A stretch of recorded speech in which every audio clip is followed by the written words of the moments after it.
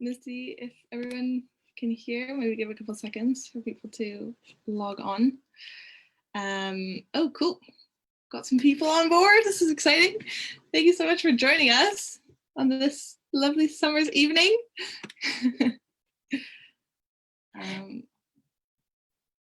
Great. Just going to give it a couple more minutes for people to log on. Great. Char, I'm going to hand over to you to let you introduce everyone while we're waiting for people to join, and then I'll talk about the Circular Economy Lab. Amazing. And that is such a great, we're so excited to have so many people coming and joining us today to have this conversation on the circular economy. And so what I will do while people are joining is just make sure everyone is aware of our amazing speakers that we have today. We've got Irene, who's joining us. Irene is actually the founder of Loop, which stands for Life Out of Plastic, SAC. And she's going to share today the journey of building Loop and growing circular practices in Peru. Now, Irene, as you know, we were sort of saying before going live on Facebook that one of the fun ways I think to introduce people is always to ask what their go-to power song is to power them up and get them ready for the circular economy day ahead of them. So what song do you like to play to really kind of channel the energy when you're doing your circular economy work? So to really get me in the zone, I like to listen to Maluma, and specifically Carnaval, because, you know, life's a carnival and we just have to embrace it.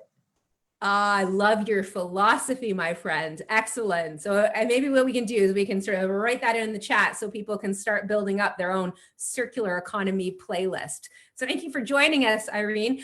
We also are very lucky to have Olya, who's here. And actually, Olya has had a long and wonderful history with the Circular Economy Lab as one of the founders of the Circular Economy Lab at Oxford when she was an MBA student. Olya comes as a close collaborator with Kate Rayworth. So she's worked closely with Kate on donut economics within the Donut Economics Action Lab, DEAL.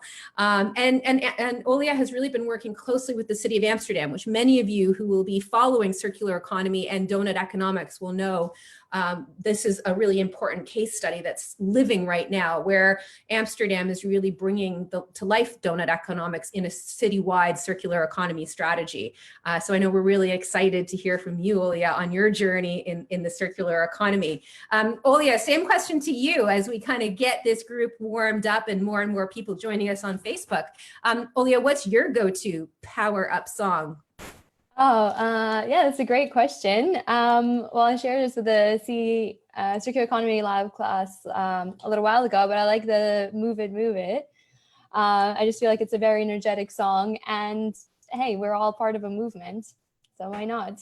Nice. I like that. I actually hadn't made that connection. Of course, it's movement and we like to move it. We're all moving with the circular economy. We should make just a quick public health warning, which is if you're going to Google that song, just know that there are two versions. And I think the version that we had originally wanted to play in the circular economy class was the Madagascar version, right? The Will.i.am version. Excellent. Okay, excellent. Well, that is our wonderful panel that we're going to turn it over to in just a minute. But before doing that, actually, I also just want to encourage everyone that is joining us for this inaugural, initial 2020 Circular Economy event. We really want to make this interactive and fun. So we're going to go through a couple of questions with Irene and Olya, and Alexis is going to really set the scene for us around what the Circular Economy Lab is and what it does. But we really want your engagement. We really want to hear from all of you. So I have two requests for you. If it was a sort of smaller group than I think the 100 that or 200, 250, I think that we're planning to join tonight, we'd probably do a little bit more of interactive activity. But seeing as there's so many people interested, what I'd love for you guys to do is in your chat box, have two things in mind over the course of this sort of hour together. Number one, I would like you to share your power-up songs. It'd be so great if on the end of this call, we had this amazing long list of songs that we could all kind of refer to get to know each other. Because let's be honest, all of us that are on this call are united in a vision and a view that actually we need to figure out ways to accelerate the transition to the circular economy. So like, let's figure out, Olya, to use your words, how do we move together? What are the different rhythms and what are the different beats that we're rocking out to, and kind of use that as a way to kind of build a community amongst us. So please put into the chat what your favorite song is, share it, dance to it, lip sync to it, whatever you feel called to do. The second point that I really want to encourage you to use the chat function for is to ask questions. So again, as I said, the format of today is we're going to go through a few questions that we've designed with Irene and Olya, but really we want to make sure we're protecting some time to hear from all of you. So if you've got a burning question, please put it in the chat. If we're not able to cover it today, please know what we're going to try and do is process the questions that come in and find other ways of possibly addressing some of those points through other circular economy events. So that's probably enough about me, and hopefully that's given time people to log in, to sit down, get comfortable, get a cup of tea or whatever it is you need to hydrate or to feel comfortable for the next hour together. And just please make sure you're getting your fingers going to make sure that you're inputting into those chat boxes with those two requests, your playlist and your questions. Now, Alexis, I'm going to turn it over to you as the current chair and head of the Circular Economy Lab for the 2020 year and this inaugural launch event. Before I do, Alexis, I need to ask you, I mean, what's your power up song? What do you listen to really kind of get grooving when coming to the circular economy conversations? Definitely Space Jam. I think it's an iconic song. Really builds you up, gets you going. Excellent. Excellent. Okay, well, we'll have to put those 3 songs in the initial playlist and get ready to go. So Alexis, over to you to sort of set up the conversation and talk a little bit about the Circular Economy Lab. Definitely. So thanks so much, Char, Irene and Olya for being with us today. I'm really happy to have you here.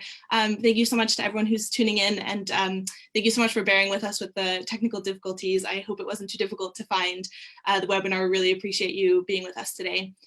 We also, just on behalf of the circular economy, wanted to start off at the beginning of this webinar just a statement of solidarity and understanding of what's happening in the world right now. We really stand with the Black Lives Matter movement, and we just wanted to make a statement up at the front of the webinar just to say that we recognize that this is a really difficult time. We recognize that time and energy invested in these kind of learning activities is not hard. It's hard one, and we really appreciate you being with us here today. And we recognize that we're lucky to have you with us, and we really send solidarity to our friends who are in the Black Lives Matter movement. So yeah, I just wanted to set the scene for the Circular Economy Lab in general. And as you were saying, it's so exciting to have Olya here today, because she was actually one of the creators of the Circular Economy Lab way back in 2017, or one of the co-creators. So just to give a bit of context for those who are tuning in, who might not have heard of the Circular Economy Lab before. So we're a lab that's incubating at the Said Business School in Oxford. And we're a group of students and staff who are interested in furthering the aims of the circular economy. So we have 3 broad goals that we're trying to get across in this next academic year and beyond. The first is to deepen the awareness of the circular economy and raise the profile of the circular economy, both within Oxford and beyond. So these webinars, and this is the first of 3 webinars that we'll be hosting, we'll be contributing to that and bringing speakers and amazing speakers who have so much to share with us, bringing them to discuss their experiences and their view on the circular economy. And the second is really trying to create a link and a bridge between academia and practitioners of circular economy, because there's a lot that's written about the circular economy from very different perspectives. There are people who are writing about it in academic journals and in quite dense academic language. And then there are practitioners who have a very deep understanding of the circular economy, but who aren't publishing in journals and who are, just kind of working through the day-to-day issues of circularity. So we wanted to create this lab as a way to connect those people through things like case competitions that bring in practitioners who can ask students to work on a specific problem that they're having trouble with, that they can kind of get a greater insight into the academic lenses and the new research that's coming out. And also students can learn from practitioners to see what are the practical obstacles to circularity in real enterprises. And then thirdly and finally, we're also kind of looking to create opportunities for graduates of Oxford and beyond to work in the circular economy, because we recognize that your career is a very important decision, and we are really lucky here to be studying all these amazing things. And so it's a really great privilege to be able to use those insights and to use them to further the circular economy. So we're also trying to connect people to careers that might be available to them after Oxford. So that's just a brief overview of the Circular Economy Lab. I'll come back at the end to talk about what we're doing with our other webinars and how people can get involved. But just to reiterate, thank you so much for being with us tonight, and we're really excited, and thank you. Thank you, Alexis. On a very personal note, I just want to say, I think having this conversation and starting with the statement of solidarity is so important in the moments that we're living in right now. So thank you for doing that so beautifully and with such elegance and grace, Alexis, and very heartfelt from, I know, all of us on the line at the moment. I also want to sort of thank you for creating this space and your team. So I know Anna and Bella are also kind of working in the background to make sure the Facebook is working live and that we're picking up the things that are coming up in the chat. So a giant thank you for your leadership and obviously to the whole team for pulling this together and actually setting up for a really great set of events. As you've mentioned, there's a few coming up, and I think it's going to be exciting to build some momentum and some community around this topic, again, from Oxford and beyond. Well, let's tuck into the conversation about circular economy and sort of some of these incredible leaders that are really rocking and rolling in getting things moving in the transition to a circular economy. I find it's really important to start with the personal journey, because really, actually, all of us are on this line because we're called to something. There's something that is a part of who we are that makes us curious and want to explore and build into this sort of emergent space. And I guess I'd like to start maybe, Olya, by asking you if you could share a little bit about your personal journey. Sort of why have you chosen to work on this? And if there was maybe a moment in your path where this really did feel like it was the thing that you were meant to spend your time on. Yeah, thanks so much, Char. First of all, thank you everyone for joining. It's really great to have you on the line, and I'm really looking forward to the engagement. And thank you, Circular Economy Lab, for welcoming me back in such a great conversation. Yeah, and to me, it's extremely personal. By starting off with talking about the Circular Economy Lab, I really felt the passion and the need to really bring circularity to practice and to engage not only myself and my peers at the university, but also practitioners and thought leaders, and how to connect everyone in order to get the movements going. But before that journey, I first got acquainted with the donuts. So I have a bit of combination of how circular economy and the donut were baked together. So I was fortunate to have Kate as my professor while I was studying a master's in environmental change and management.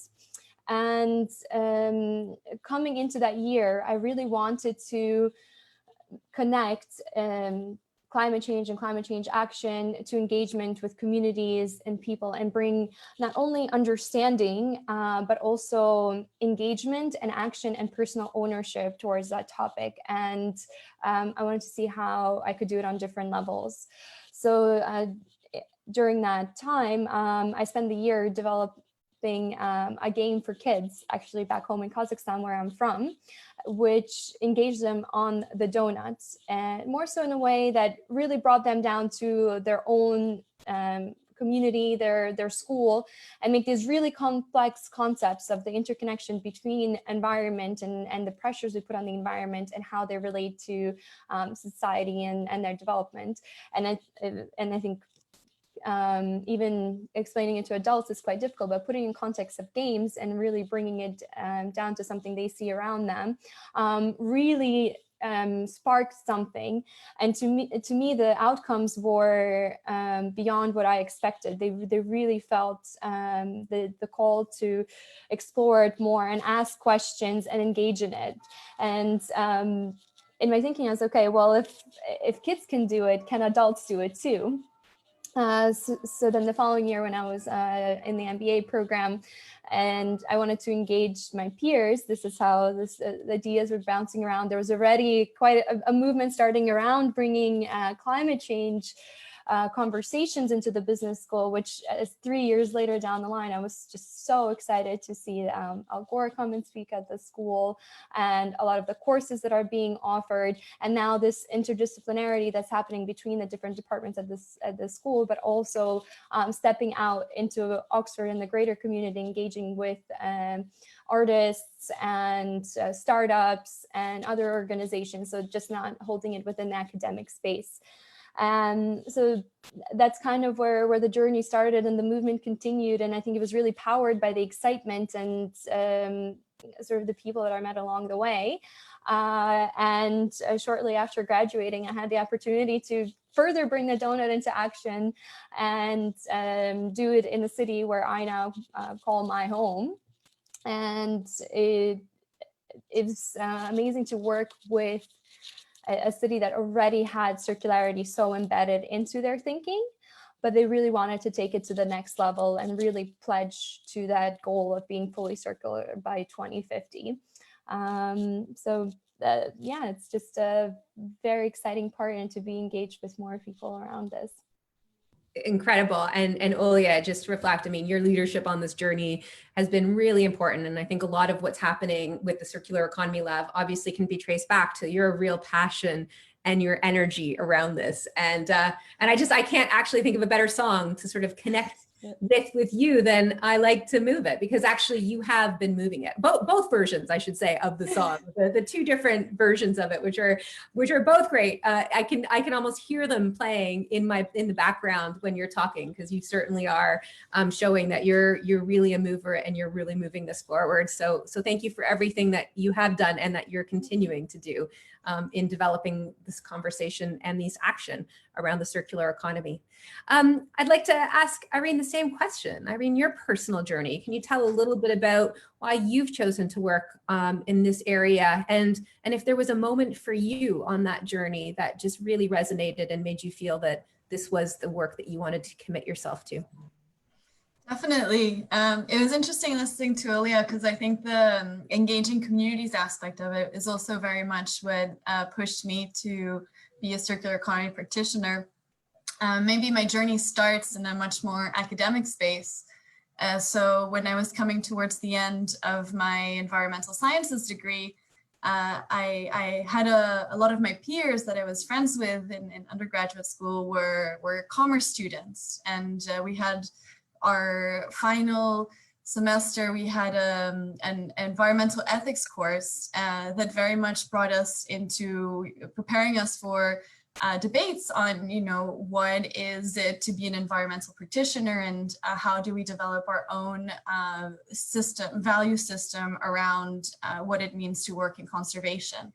And I think it was a beautifully designed course that really showed us that there is a spectrum of environmentalism, from deep green practice all the way through to light green, where you view natural resources differently, and that there's no right or wrong. It's very much about being able to collaborate. And I myself started my career in indigenous communities of the Peruvian Amazon, where I was doing very much anthropological type work, embedding myself in these communities and living with them for 4 months on end, completely isolated from the modern economic system. But interestingly, I had brought with me a trio of books, which was The Ecology of Commerce by Paul Halkin, The Necessary Revolution by Peter Senge, and Cradle to Cradle. So I think that sort of dystopian reality of reading this early literature on how do we reinvent our economic system outside of the linear model, and how do we restructure organizations in a way to account for the finite natural resources that we have on our planet, and being with these communities that very much already put that into practice.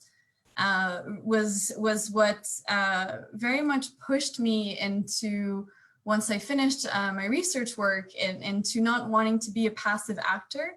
And as much as I loved and I still really value the importance of studying Indigenous knowledge and learning from this practice, says wanting to do something that was more active, and more active in the sense of sharing my passion with the community that I was close to.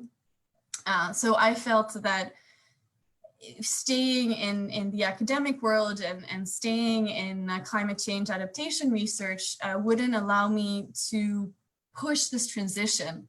And what I wished for was to be one of these actors that the books called for. And it's so interesting for me, having been part of this field for the last decade, because there's been such an incredible evolution of thought and theory around circular economy. So when if you look at those books now, they're still very much valuable, but there's such a new wealth of knowledge that's also developed. So I think, in short, that was very much it for me, was this academic part of reading a book and being convinced of, yes, this is the way forward. And on the other hand, seeing in the context that I was in that so much still needed to be done to preach this message. And I've always very much felt that what I am first and foremost is a preacher of a new way of thinking about our economic system. Amazing, Irene, and there's so many really beautiful, elements of your journey, and you can really tell that you've got this passion for what you do, and that you really see as part of your role is to share it and to excite other people. And again, this is why I love starting with some songs, because and I have to admit, before we all came live on Facebook, we were all doing a little mini dance party to Maluma. Am I saying that correctly? Maluma? Carnival? Yeah. Like there's movement, and there's a sense of celebration, right? The carnival, like it's about entering into these conversations with joy and with hope and with a sense of that kind of compassion and passion. So I wanted to thank you for that musical backdrop that I think having in my head as you were sharing your story, and it feels quite relevant to the work you do. So thank you. I'm going to just take a moment to encourage you guys to keep on asking your questions in the chat box.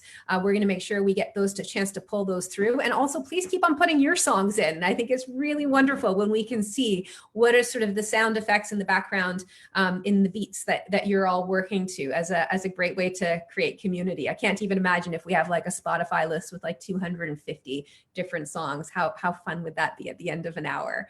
But let's move on to the next question. Question number 2 for you all is to really kind of do a bit of a double click onto what do we actually mean by the circular economy. And both of you have had very unique experiences in actually embedding the circular economy into a very specific context.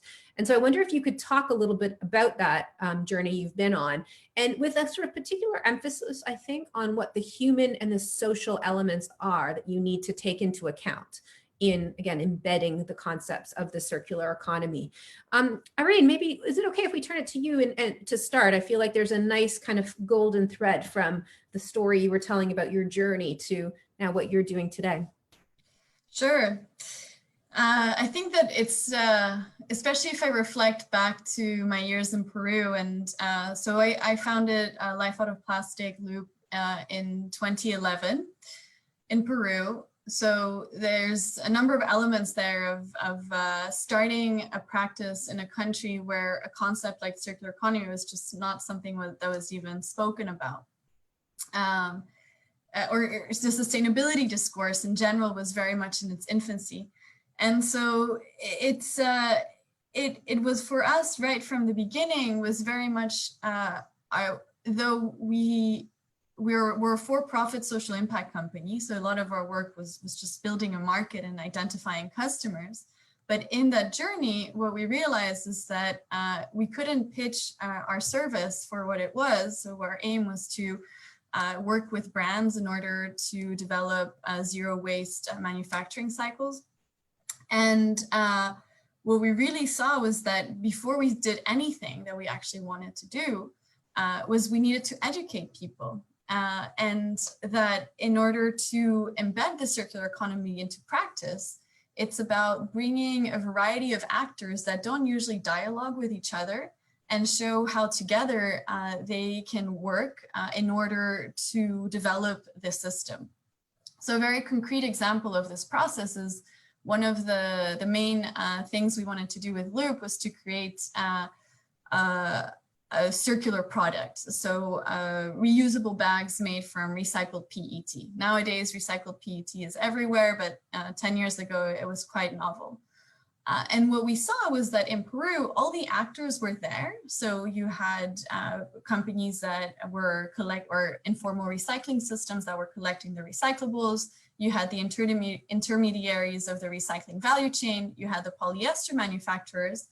But none of these people necessarily spoke with each other. And a lot of our work was simply bringing these actors to the same table and realizing that there was potential synergies in the work that they were developing. And we could translate this from the practice in a manufacturing cycle all the way through to decision-making spaces in different ministries.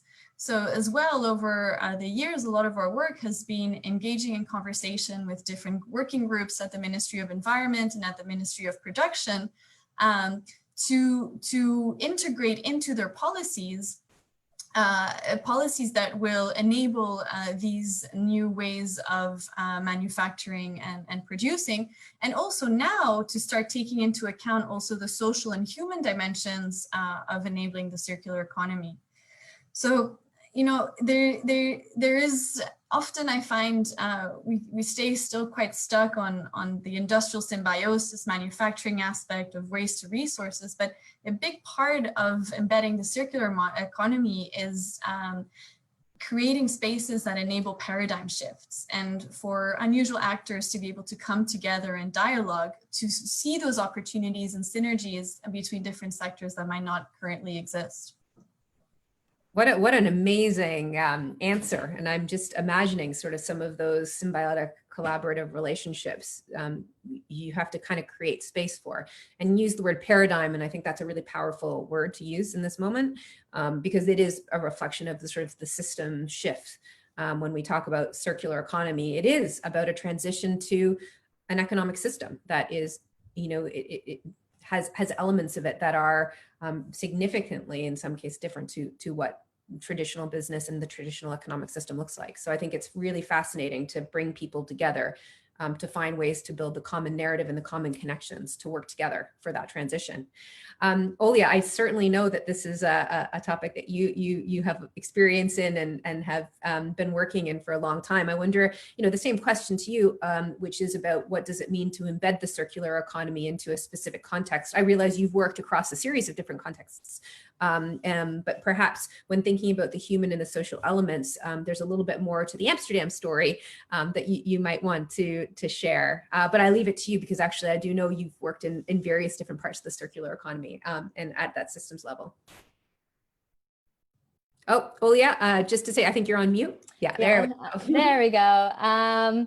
Thanks, Char. And I know that there's a questions coming in about what role the governments can play in the circular economy and how do you get them on board. I think it would be good to start off with, you know, how do you bring cities towards climate action and towards circular economy? And a lot of cities are taking more of this circular approach as they're meeting their goals for transition towards meeting the goals of the Paris Agreement. And we're also seeing that a lot of cities are actually taking more ambitious goals for themselves if their governments are not doing it, which I think we've seen quite a lot of that coming from the United States. But cities are really complex ecosystems because there you have businesses, a government is involved, and then of course there are citizens who make up the city. And at the same time, there's also food systems and production systems and material flows, and there's a need for cities to kind of grow and operate as an organism. And I think a lot of times when people think of circular economy within a city, it often gets drawn to waste. You know, how do we manage our waste? How do we manage our resources? How do we reuse them better? But it's beyond that. And as cities grow, and more than 50% of our worldwide population start living in cities, which are so important to our economic development and sort of become the centers of of society, it's important that we also build them or rebuild them in a way that is sort of conscious of a sustainable growth. And I think it's become so much more evident now with the pandemic that we're facing. And we've seen how cities can stop, they can slow down and have effects on businesses, on people. And really it's, we see the power that the governments hold in order to be able to carry that out. So I think there's quite a lot of learning from this. But also something that we can leverage the governments to further take actions on that as we are opening up and we are rebuilding these broken systems, because some of them do need repairment, especially when we're talking about food and where we're getting our food from, where is it coming from? Is it from far away? Is it closer? We're managing the supply chains of stuff, very needed materials. There is definitely space for growth. A growth that is, I want to say, a sustainable growth, and one that is putting the people and the planet at the center of it. But I want to go back to that importance of having society and citizens at the center of it, because when we talked about circularity, it's sort of, okay, how do we meet the, really manage our material flows, our procurement, and ensure that we drive down the consumption-based emissions? And how do we close in on those planetary boundaries? But when thinking about this, well, there's other parts of the city that we also need to look at. So here we're looking at really the ecological space, but what about the social? What does it mean for people to also thrive within the city? People are the ones who are consuming and living and using all of these resources, which leads me to the question that we posed when creating the Amsterdam City Donut, which is also going to be a city donut for other cities around the world. And I hope that this movement picks up further by cities or citizens, or both together, driving this action. But we had a broader question: is how can our city be a home to thriving people in a thriving place while respecting the well-being of all people and the wealth of the whole planet? And we started off by looking at both the social and the ecological aspects, and both from the local and also global perspective. So how we can ensure that people are thriving within the city, because as in they're living in a place where they believe that it is a good place for them to flourish, that they have access to health and education, and they have a freedom of speech and their rights, which is something that we're also seeing in the current situation. But at the same time, how do we have these cities that are operating from the ecological perspective without pushing on their own local ecosystem? So how can we also mimic some of the aspects that the nature has already created in our sort of city boundaries? Then also having a more global view, so perspective outside of just our city, because we are part of a larger system of cities that make up a country and continents and so forth. And so what impact do cities have their own internal functions on the rest of the world? So what contributions we have to other stressors like carbon emissions or nitrogen and phosphorus runoff? And at the same time, also what impact does cities and citizens have with respect to our consumption and others and the well-being of other people? So for instance, if you have your shirt, where is it made? Before it got to you, of course, it has a specific carbon footprint to it, and the materials that were, let's say, consumed, produced, and remanufactured. But at the same time, who made it? Who made your garment? And I think that's something that we often forget about, and we don't think about, especially from our own perspective and also as a city. So with Amsterdam already having done so much on the ecological side, posing these 4 questions really got us to think about what else could we do and how we can recreate our policies to not only be inward facing and making sure that we're really great for ourselves, but how can we also ensure that we're great for the rest of the planet? And this did not come just from the city, as in from the municipality level. There was a lot of engagements from the citizens as well and local organizations. And we noticed that they actually have a lot of their movements happening on their own, and they just wanted additional support. And I think in every city, finding those organizations, perhaps like the one that Irene has set up almost 10 years ago, and work together, that's a way to help the city's transition towards a more circular future. Amazing. And Olya, that was such a full and great answer to the question. And I love that you're already picking up some of the questions that are coming in through the chat. So again, please keep on sending them through and keep on adding your songs. I feel like we're going to need like a big dance party on the other side of this with all the music. Okay, well, the last question from me before we start really tucking into sort of the comments and the questions that are coming through the chat function. And actually, I'm going to sort of suggest, actually, Irene, I'm going to ask this one to you first, and then turn it to Olya. And it's again back to you as a leader, as a practitioner, as someone who's in this. It'd be great to hear your kind of field notes. Like, what has surprised you and delighted you on this journey? And actually, also, I mean, what are the sorts of things that you've faced that have been challenges or obstacles, and any advice you have to give to any of us listening to your experience on how we might overcome similar challenges on our own journey? So Irene, can I turn it to you first? Of course. I'll start with the positive because it's easy to think about the negative first. I think for me, the biggest factor that has surprised me, and also a big source of my motivation, was seeing other people's reactions and buy in into the discourse. So what do I mean by this? Is like I mentioned when we started, a lot of our work was educating just anybody who we spoke to about what circular economy means, what does it mean putting into practice, is it possible to think about non-linear economics?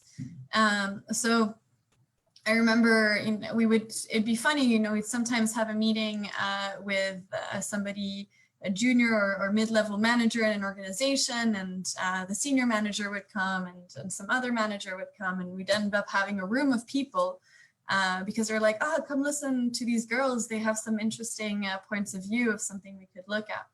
So that to me, and even to this day, I think just the inspirational factor of seeing that there's an eagerness out there to explore different ways of working.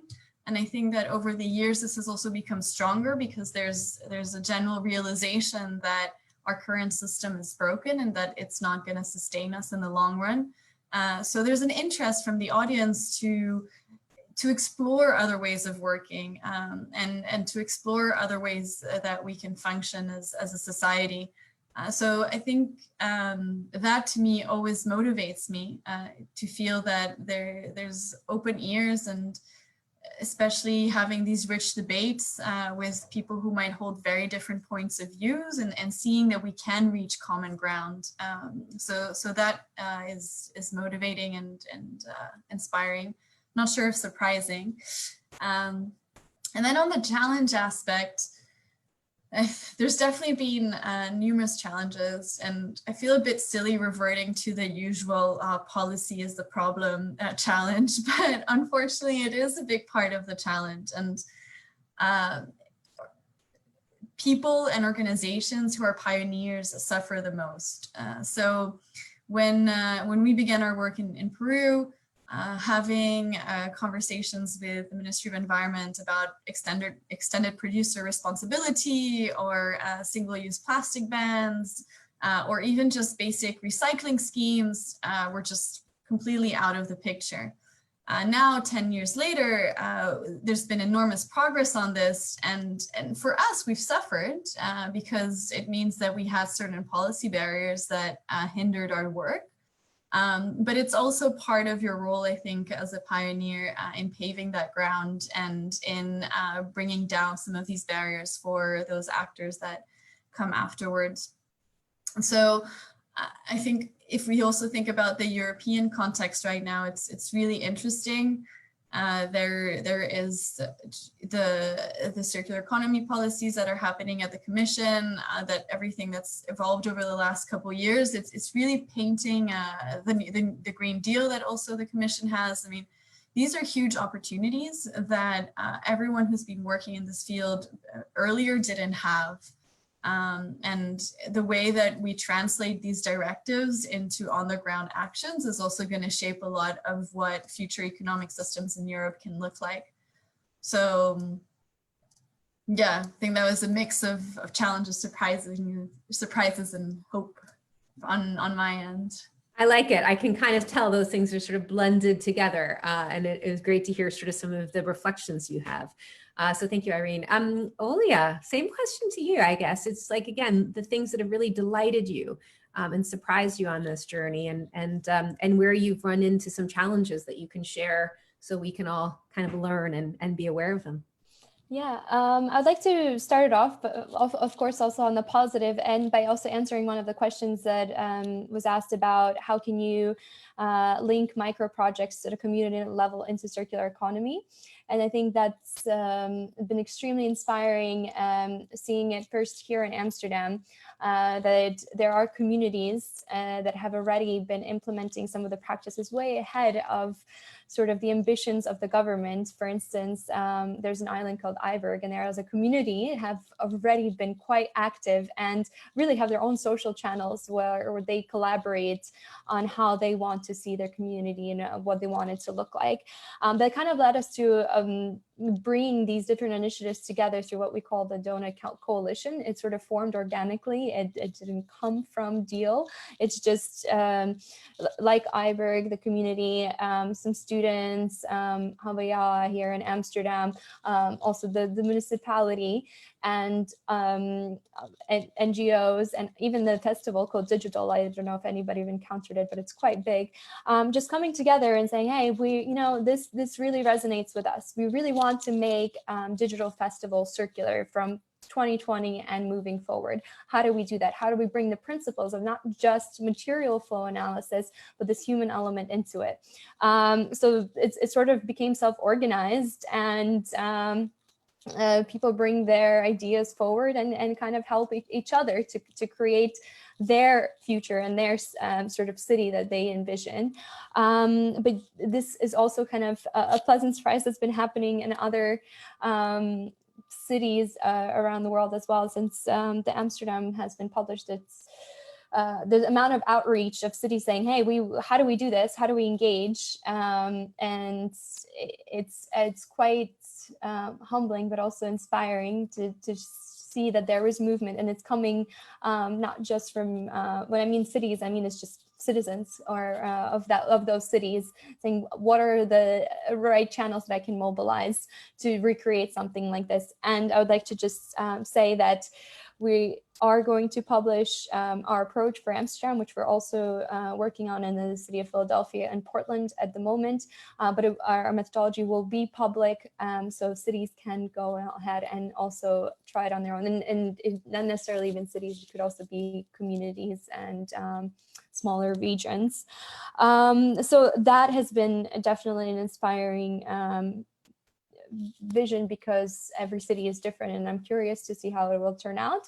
But also sort of news that I've learned this week is actually the city of Amsterdam has adopted the circular economy policy with the donut ideas embedded in it through an overwhelming majority, which for a very large party system, having such a big approval really showed us that this is not a question of left and right.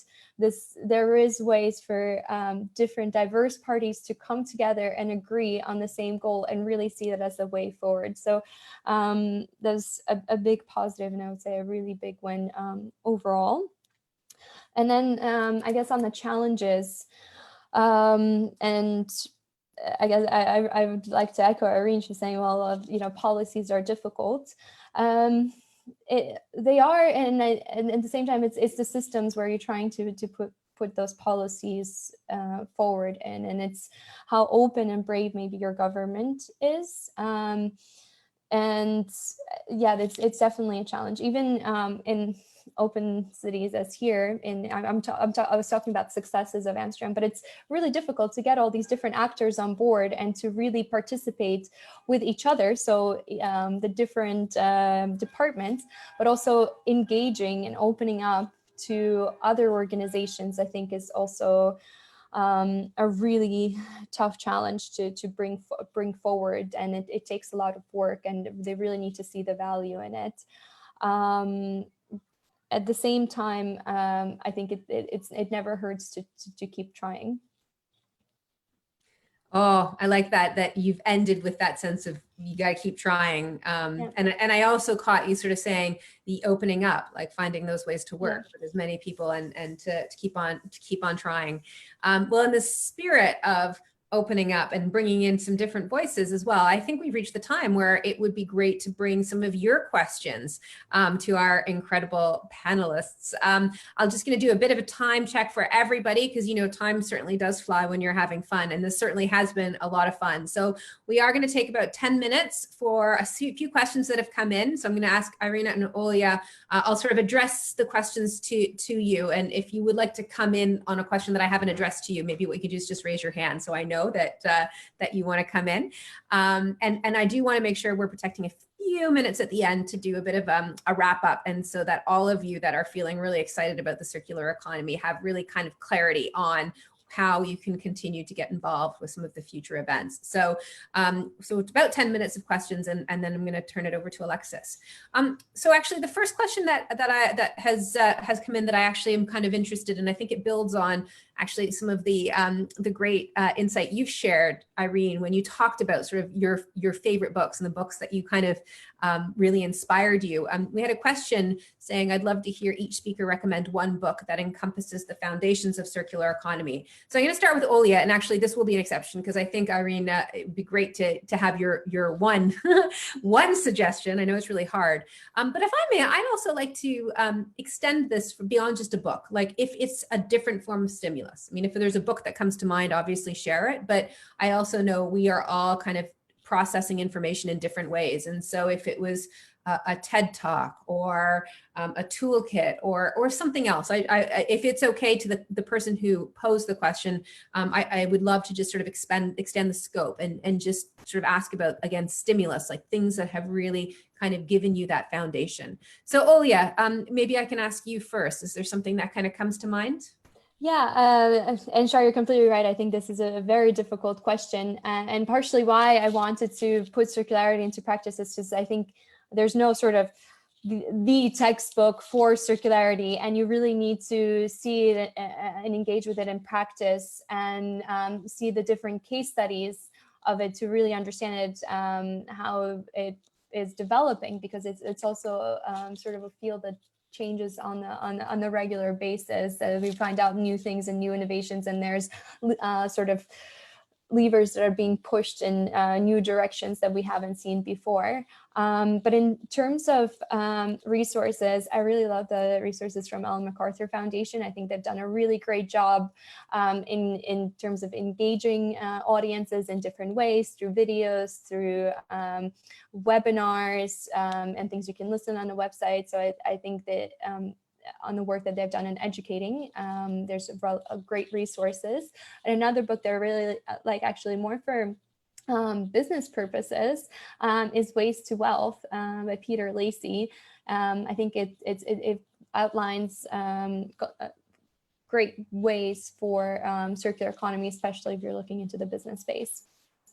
Amazing. I was just sort of doing this whole looking around because I often have that book on my desk, and it's around here somewhere on my desk. But I agree, it's a great book, and I'm glad you directed this group to the Ellen MacArthur Foundation, because they truly do have a wealth of playbooks and videos and a whole bunch of stuff.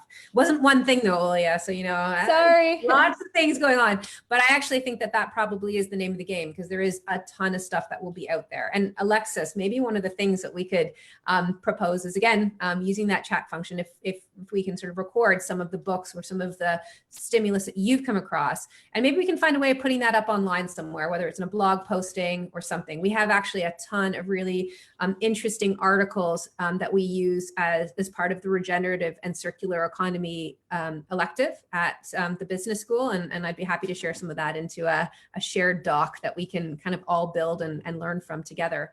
I know I said, oh, I see a big yay, the circular economy library. Let's do it. I know we sort of said one person each, and I know we're short on time, but I do think, Irene, if you could just share, what of the amazing books or other stimulus that you have referred to sort of help you on this journey and give you the foundations. Is there one that really comes to mind that you think of?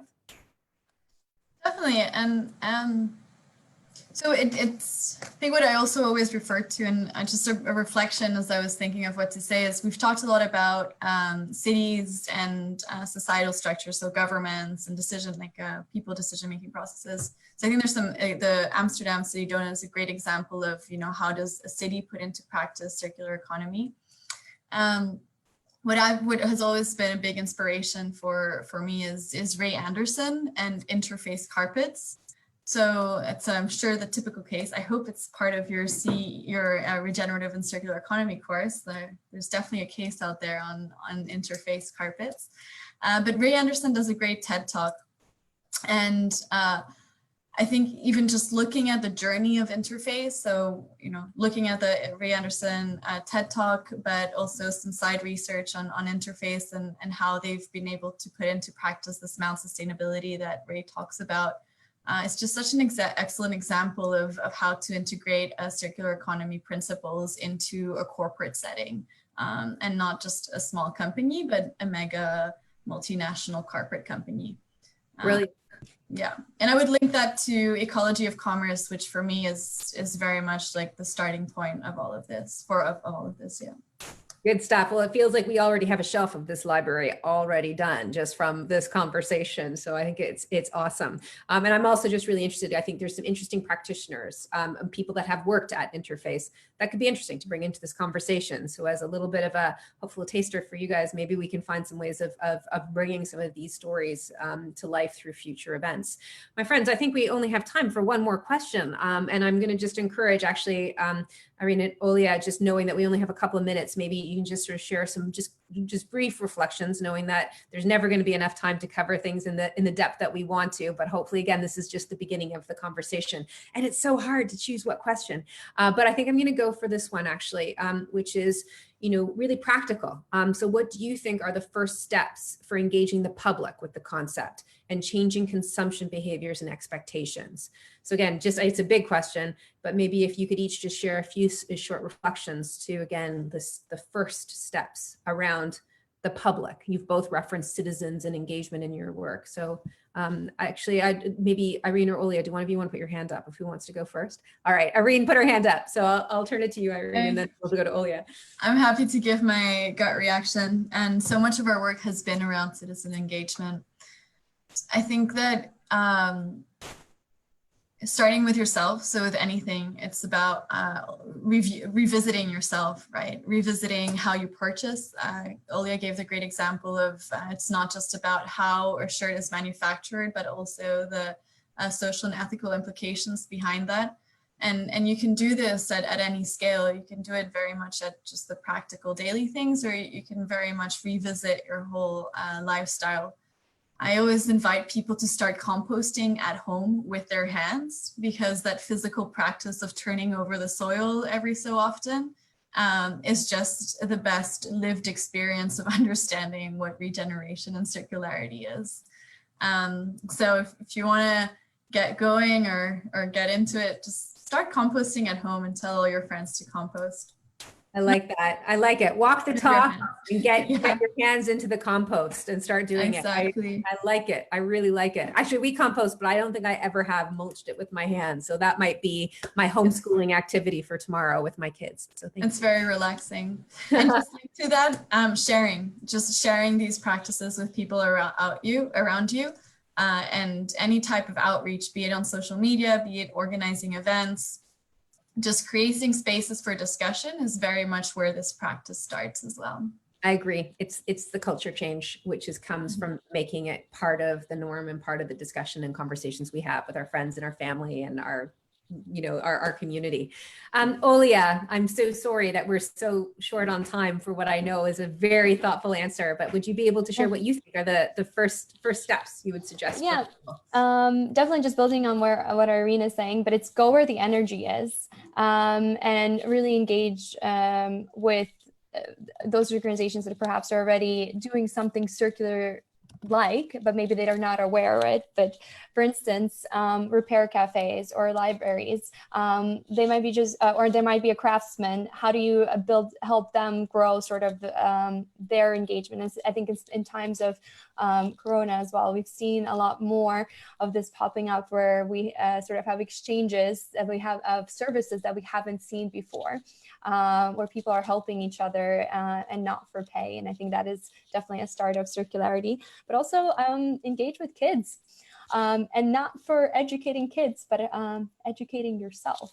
Because just going back to my work in Kazakhstan and with children there, that was the biggest learning, is how they're seeing the world and bringing it back to sort of what they see around them and what they want to change and how they want to go about it. I love it. I love it. And I can actually hear my kids outside the door. So I'm getting ready for them to pounce because they know that at 7 o'clock here in the UK, I'm going to be, I'm coming downstairs to help have some dinner with them. So I'm very mindful that we are now short on time for a conversation that I think we could all be having for months and weeks. Before I turn it over to Alexis to close this out, I just want to share some of the things that really stood out for me in this conversation. This point about walk the talk, I think is really important. Going where the energy is, sharing our stories. Irene, you also talked about not wanting to be a passive actor, and I thought that was really important. And we need to be finding ways to share our passion. Olya, your song, like move it. We all have to be thinking about that movement that was needed so desperately. You both talked about the importance of collaboration, getting people to speak to one another, showing where the synergies are, even with people that have different views. And I really liked the idea of really focusing on cities and citizens, the people who are engaging. You both also referenced this idea that this is a time to rebuild. Our current system is broken. And so we need to find ways to grow sustainably, putting people and planet in the center. And I liked the point, again, you mentioned it briefly there, Olya, about how we can learn things from the natural systems around us. We just really need to tune into it. The last point I want to leave you with is that this is happening, right? Just look at the news, whatever way you process news, this is taking place, and it is an evolution that we are experiencing all around us. And what I would just say is that if in the last hour you have felt something, you felt the call, you felt a beat, you felt curious, and you felt some creativity brewing, just say, come join us, because it is a community of people here who really want to engage in these discussions. My friends, let's be clear that this is a moment right now that we are living in that really matters. And so let's all get moving and come and join the community and the movement. So a big thank you, Irene and Olya, for your incredible wisdom and your stories and your practice and your leadership. And Alexis, thank you to you and the team for putting this conversation together. I'm going to sort of hopefully gracefully turn it over to you to close us out here in the last few minutes. Thank you so much. That was such an interesting, exciting, and I learned so much from this amazing conversation. So I have three big statements of gratitude to three separate groups of people. So the first is to the wonderful women on this webinar, nice alliteration, to Shar for keeping us moving through this conversation, for gathering these insights and for repackaging them. Thank you so much for your time. To Irene and to Olya, thank you so much for joining us and for your amazing expertise and the way that you spoke about something you're so passionate about. We really appreciate your time. And so thank you so much for joining us. I learned so much. And then the second is to our audience. Thank you so much for joining. We really appreciate you engaging and the questions that you asked. There's so many fantastic questions that have come in, and we encourage you to keep the conversation going. And if you have any questions, to reach out to us, and we can direct those questions to some of our speakers if they are willing to answer them. So please do keep engaging. And then last, just to the Circular Economy Lab team, because they have put in a lot of work into this event. I really appreciate the hard work that they've put in. We're less than 10 people working on this project, so really, really appreciate them. So I just want to say a big thank you. And then the last thing from me is just to say that we have a webinar next week at 7:30 p.m. So like our page for more details. We have amazing speakers, Nikki Kapp from the Ellen MacArthur Foundation. We have Andy Gregson from Green Lab Grow Spaces, and Kate McAvoy from Real Estate about data and design in circular economy projects. So just wanted to say thank you so much, and check our page. The event will be up very soon. So thank you so much, everyone, for joining.